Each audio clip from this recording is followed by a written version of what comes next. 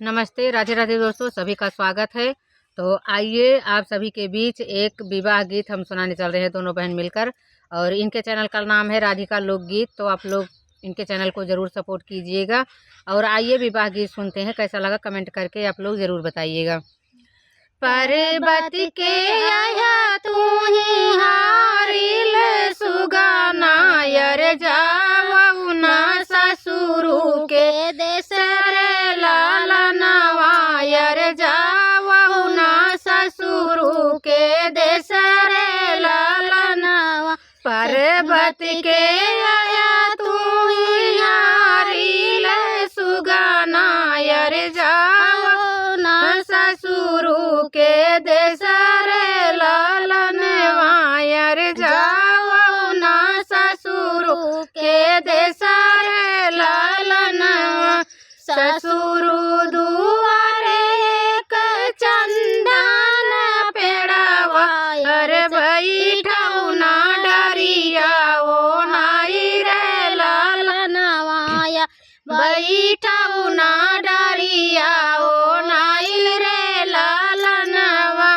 बड़ी बड़ी संपत्ति जब देखऊ मोरे सुगाना, यर तब अच्छा हमारा बिया रे लालनवा, यर तब अच्छा हमारा बिया रे लालनवा।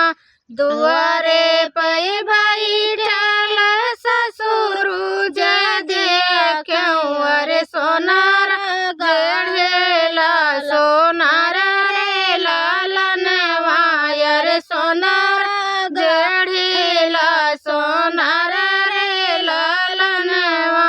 हथिया चढ़ल हम जेठवा के देखल, अरे वही पर से मोहर लूटवई रे लालनवा, अरे वही पर से मोहर लूटवई रे लालनवा। दुआरा पे दिया क्यों मैं 10-5 देवार, अरे 10-5 देवार, अरे नाना दी में देखा ले अकेला रे लालनवा, यर नाना दी जय देखा ले अकेला रे लालनवा। कुर्सी पे बैठल स्वामिया के देखली, यर मास्टर से ले इम्तिहान रे लालनवा, यर मास्टर से लिए इम्तिहान रे लालनवा। कुर्सी पे